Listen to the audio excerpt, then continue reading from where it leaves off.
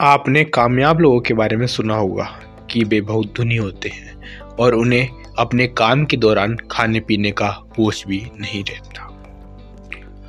वर्तमान में जीने का अभ्यास जो नहीं है उनमें जीना वर्तमान की हत्या है। वर्तमान ही सत्य है, बाकी सब भ्रम बस सत्य दिखाई पड़ता है। मैं ऐसा करूँगा या करूँगी कि सोच वर्तमान से दूर ले जाती है। वर्तमान में ही जीवन है और अगर आप वर्तमान में नहीं है तो आप जीवन जी ही नहीं रहे। आप अपनी ही बनाई एक क्षण दुनिया में जी रहे हैं।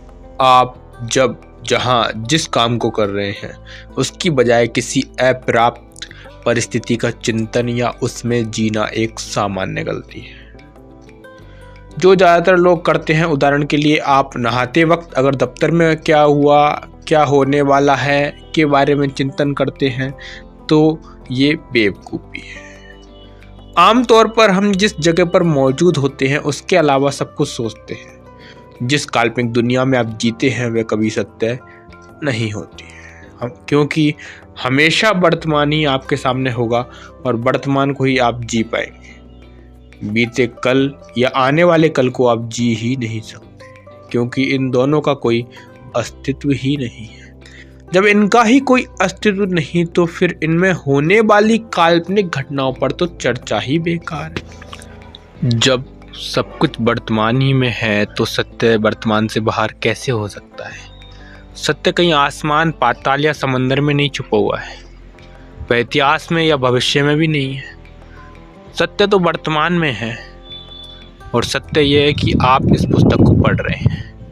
सत्य यह है कि आपके विचार इन शब्दों को सुनते हुए इनकी विवेचना कर रहे हैं। सत्य यह है कि आपकी हर आती जाती श्वास है। सत्य आपको वर्तमान और बाकी न कभी कुछ था और न आगे रहेगा से आगे ले जाता है।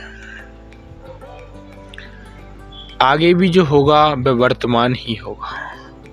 आज जो बातें आप अपने मस्तिष्क में सजो लेंगे वे कल अनुभव के तौर पर आपको याद रहेंगी। वर्तमान में ग्रहण किए जा रहे अनुभवों को जरा सोच समझकर संचित कीजिए। आप जब बगीचे में फूल चुनने जाते हैं तो उसके साथ पत्ते और कांटे नहीं चुनते या घास उखाड़ कर नहीं ले आते। बाजार में भी आप हर वस्तु को बहुत सोच समझकर खरीदते हैं, लेकिन विचारों के मामले में असावधान क्यों हो जाते हैं? वर्तमान में आपके समक्ष जो कुछ है वही सत्य है।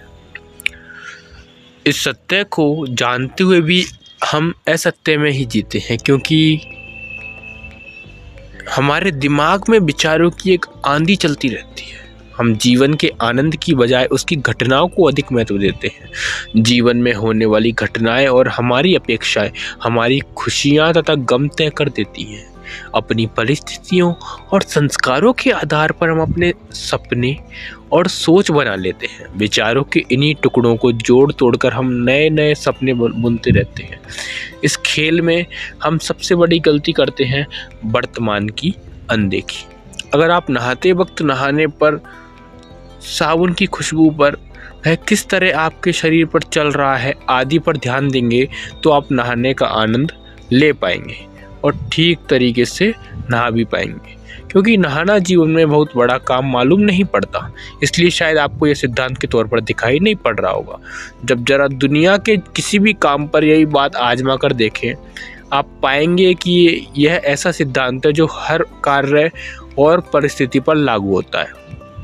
खाना, गाड़ी चलाना, लोगों से बात करना, अपनी योग्यता से पाए हुए अपने कामों को करना और दिन भर के तमाम दूसरे कार्यों की गुणवत्ता आप इसी सिद्धांत पर चलते हुए बढ़ा सकते हैं। बहुत से लोग ये कुतर्क भी रखते हैं कि सोचेंगे नहीं तो योजनाएं कैसे बनेंगी, ये चिंतन के महत्व का क्या होगा।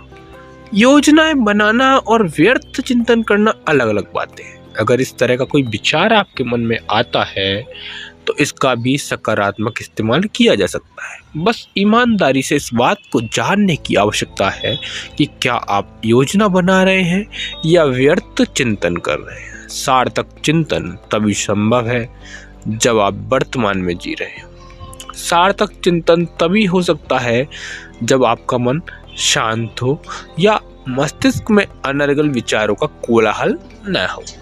शांत मन तभी संभव है जब आप पूर्णतः वर्तमान समय को जी रहे हो।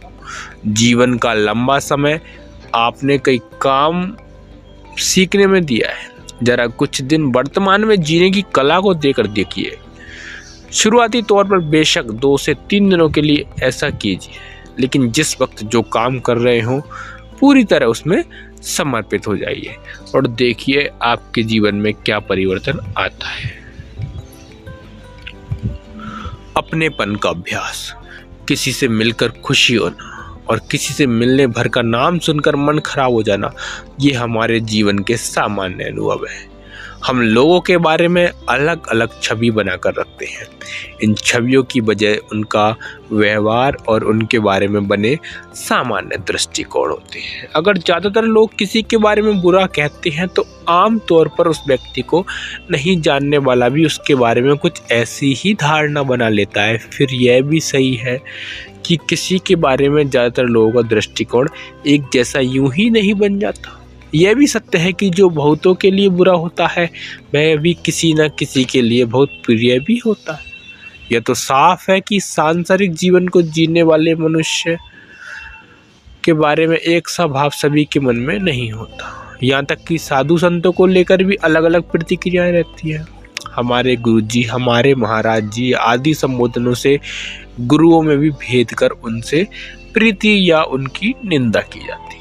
इसी परंपरा को आगे बढ़ाते हुए हमने अपने भगवानों में भी भेद कर लिया। मेरा भगवान, तेरा भगवान, अच्छा भगवान, बुरा भगवान। पढ़ने सुनने में यह हास्यास्पद लगता है, लेकिन हकीकत यही है। हमने सत्य को या ईश्वर को भी बड़े छोटे के भेद में बांट लिया और अब पैदाइश के साथ ही जिसे हमें हमारा बता दिया जाता है उसी में आस्था कर लेते हैं। यह तो सच है कि हमारा अपना अस्तित्व इस संसार में हवा, पानी और रोशनी के अलावा अपने इर्द गिर्द मौजूद लोगों और समाज से भी बन जाता है। ये आपका सीमित अस्तित्व होता है क्योंकि वृहद अस्तित्व का दायरा तो असीम है। किसी वस्तु में अपनेपन को जोड़ देना हमें उसके प्रति प्रेमी बना देता है, लेकिन जब हम सीमित वस्तुओं और व्यक्तियों में अपनी प्रियता को जोड़ते चले जाते हैं तो ईश्वरत्व को भूलते चले जाते हैं। आप भी सूर्य की भांति सबके प्रति समान भाव रख सकते हैं और यह गुण आपको उतना ही असीम और शक्तिशाली बनाता है। निस्वार्थ और मोहवश हम किसी को अपना और किसी को पराया बनाते चले जाते हैं। जीवन में एक वक्त ऐसा आता है जब हम अपने एक दायरे और समाज में अपने स्थान को ही सत्य मानकर उसी में जीते चले जाते हैं। फिर तो भाई से भाई का मुकाबला और मित्रों में भी ऊंच नीच की प्रतिस्पर्धा बहुत सामान्य रूप से आप देख सकते हैं। अगर इसी क्षण अपने दृष्टिकोण को बृहद कर लें और समान दृष्टि रखने का प्रयास करना शुरू करें तो आप योग को अवश्य प्राप्त होंगे। जीवन पर्यंत अपने और पराये का अभ्यास करने से हमें यह असंभव से मालूम पड़ता है। जरा विचार करिए, हम जीवन में औरों से क्या अपेक्षा करते हैं? वे हमारे प्रति उदार रहें, यथाशक्ति सहयोग दें, सत्य का आचरण करें, प्रियता दिखाएं आदि। क्या आप में भी लोग उन्हीं सब बातों की अपेक्षा नहीं करते होंगे? अवश्य ही वे भी ठीक उसी ऐसी ही अपेक्षा आपसे करते होंगे। ठीक वैसे बन जाइए जैसा आप दूसरों से चाहते हैं और देखिए आप सबकी प्रियता के पात्र होंगे, अपनों की भी और परायों की भी। हाँ, आपकी दृष्टि में यह भेद समाप्त हो चुका होगा। आपके लिए सब अपने ही होंगे। आप पिता के नाते, समाज के नाते, शहर के नाते लोगों को अपना मानते हैं। ईश्वर के नाते सभी को अपना नहीं मान सकते क्या? आप किसी को अपना मानकर उसका विशेष भला नहीं कर देते हैं। इसके विपरीत आप उसमें अपनी अपेक्षाओं और अधिकारों को आरोपित कर देते हैं। मेरा है तो मेरे मन का होना चाहिए। यही वजह होती है कि अपनों से मनमुटाव ज़्यादा देखने को मिलता है, क्योंकि किसी पराये से तो कोई अपेक्षा होती नहीं है। अब जिन्हें पराया समझते हैं उनके विषय में सोचिए। उनकी परेशानी, उनकी आवश्यकता, उनके जीवन पर आप टिप्पणियां तो कर सकते हैं, लेकिन उनसे आपको विशेष प्रभाव नहीं पड़ता। पड़ोसी का बच्चा इनाम जीत कर लाए तो शायद इतनी प्रसन्नता नहीं होगी जितनी अपने बच्चे के जीतने पर। इस भेद को समझने के लिए इस पर कभी विचार कीजिए, तो आप कहेंगे हमारा है, हमने पैदा किया है, हमने पाला है, हमारा नाम रोशन करेगा। अब सब बताइए कि इस हमारा से आप उस पर दबाव ज्यादा बनाएंगे या उसकी मदद कर पाएंगे। ये आपके अपने सोचने की बात है। किसी और का अनुभव आपके काम नहीं आएगा। फिर जरा औरों की खुशी में खुश होकर देखिए, जीवन कितना सुंदर हो जाएगा। अगर आप ऐसा करने में खुद शक्तिहीन महसूस करते हैं तो सत्य की खोज के सफर में आगे बढ़ते रहिए, इसकी ताकत आपको खुद ब खुद मिल जाएगी। सतत अभ्यास का अभ्यास। रामकृष्ण परमहंस तमाम शिष्यों को ध्यान की शिक्षा देने के साथ साथ स्वयं भी रोज ध्यान किया करते थे। विवेकानंद ने उनसे प्रश्न किया कि आप इतने सिद्ध हो चुके हैं, अब रोज रोज ध्यान करने की क्या आवश्यकता है। रामकृष्ण मुस्कुराए और बिना जवाब दिए अपने काम में जुट गए। उनकी दिनचर्या में नित्य कर्म के लिए ले जाए जाने वाले लोटे को रोज राख से जमकर मांजना और चमकाना भी शामिल था। उन्होंने कुछ दिनों से इस लोटे को मांजना बंद कर दिया था। विवेकानंद की नजर उस लोटे पर पड़ी तो बोल उठे, आपका यह लोटा तो हमेशा चमकता रहता था, अब कितना मैला दिख रहा है। रामकृष्ण परमहंस ने कहा कि कुछ दिन पहले पूछे गए तुम्हारे प्रश्न का यही जवाब है। विवेकानंद भी गुरु के इशारे को समझ गए कि जब तक लोटा रोज मांजा जाएगा तो वह चमकता रहेगा। यही बात ध्यान एवं अन्य अभ्यासों पर भी लागू होती है। हम जब तक खुद को मांजते रहते हैं चमक बरकरार रहती है, और जैसे ही ध्यान का अभ्यास रुकता है तो कांतिहीनता और मलिनता आ घेरती है। सत्य की खोज के जितने भी अभ्यासों को आपने अभी तक पढ़ा है या किसी माध्यम से आपने समझा है, अगर उनका रोज अभ्यास नहीं किया जाएगा तो कोई फायदा नहीं हो पाएगा। हम उत्साह में आकर कुछ समय तो अभ्यास में जुटते हैं, लेकिन जैसे जैसे सत्य का अनुसरण करते जाते हैं हमारा उत्साह भी ठंडा पड़ जाता है। हमेशा ध्यान रखिए, अगर आप सत्य की खोज का अभ्यास नहीं कर रहे हैं तो आप अनजाने में असत्य जीवन का जीने का ही अभ्यास कर रहे हैं। अभ्यास करना हमारी स्वाभाविक प्रवृत्ति है। अपनी हर श्वास के साथ हम कुछ अभ्यास कर रहे हैं। यह अभ्यास सही भी हो सकता है और गलत भी। जैसा अभ्यास होगा परिणाम भी वैसे ही मिलेंगे। सत्य की खोज ऐसी नहीं है कि दिन में 2-3 घंटे कर लिया जाए और बाकी समय असत्य के साथ ही रहा जाए।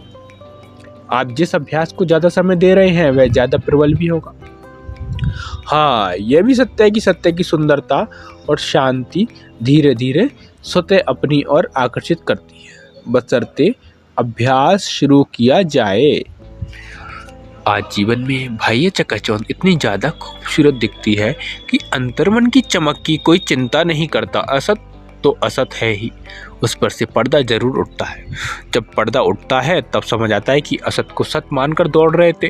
भोग और बेवजह की दौड़ इतना कमजोर कर देती है कि झटके पर झटके खाने के बावजूद उसी असत दुनिया के गोते लगते रहते हैं।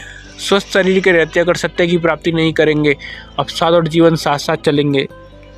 जिस दिन आप थोड़ा भी कमजोर पड़ेंगे या किसी परिस्थिति विशेष से हताश होंगे, ये अवसाद आपको आधा बोचेगा और आपका कमजोर मन इसका प्रतिरोध तक नहीं कर पाएगा। हम जिन बातों को ज़्यादा महत्व देते हैं उनकी उपयोगिता पर विचार ही नहीं करते हैं।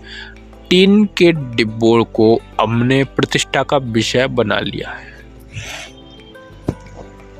कौन सी कार है, कैसा घर है, कौन सा पद है, कितने लोग इसके गुलाम हैं, यह सफलता का पैमाना बना लिया है हमने। सोचिए, हम इन वस्तुओं के लिए बने हैं या इन वस्तुओं को हमने अपने लिए बनाया है।